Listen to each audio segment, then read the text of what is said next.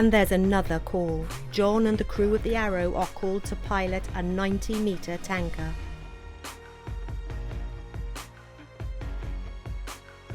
And next, one of the most hazardous tasks the crew perform, a 179-metre bulk carrier, needs to be refuelled at sea. Known as bunkering, the refuelling is carried out only in the most sheltered areas of Falmouth and calls for the utmost skill to avoid the risk of fire, accident or fuel spill. Highly experienced boatmen from a range of backgrounds, the Falmouth pilot boat crew are the unseen team of heroes keeping the area safe every day of the year.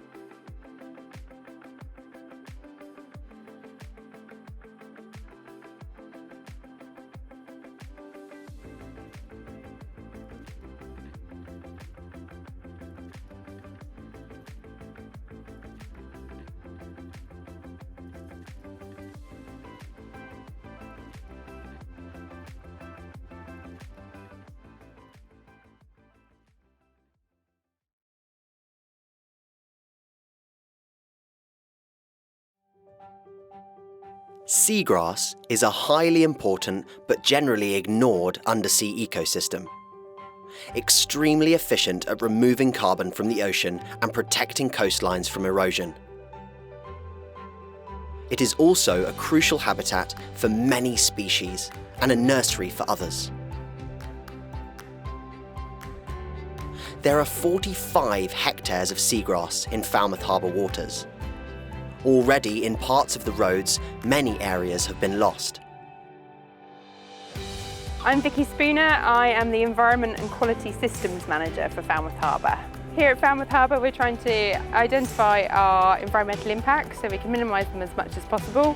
We're trying to regenerate the environment where we can, and we're also trying to work positively against the biodiversity and climate change crises that we're currently underway. Seagrass is impacted in a number of ways. Pressures associated with water quality issues, climate change, and physical damage from anchors dragging through the seabed or mooring chains scouring the surface of the seagrass away, not allowing it to grow. AMS work by not allowing chains to contact the seabed. The University of Exeter and volunteer sea search divers will dive the site regularly to monitor regeneration of the seagrass in these scour patches. Yeah, we just went out, just a group of us with the Falmouth Marine Conservation Group, and we went to have a look at the blocks and the moorings to see if they were still in place, which they were, and the seagrass was coming up to the bottom of the block, so you could just see the little sprouts coming through, which is great. Protecting these precious yet little known areas is one step towards regenerating the marine environment in our waters, to be able to contribute positively towards combating the current climate and biodiversity crises.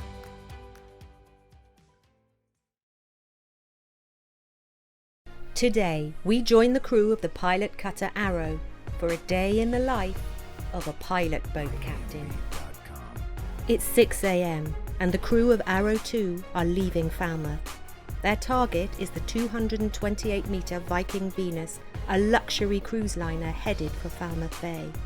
The Falmouth pilots patrol and protect the area from Blackhead to the Dodman and are on call 24/7.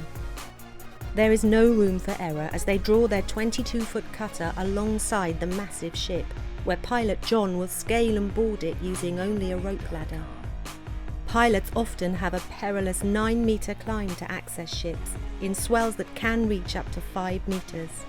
Master Mariner John now takes control of the cruise liner and steers it into Falmouth, using years of skill and local knowledge to navigate safely into harbour. The pilot boat follows alongside. No ship bigger than 180 metres in length is allowed into the area unless it's being steered by a Falmouth pilot, meaning there are about 1,300 piloted movements every year.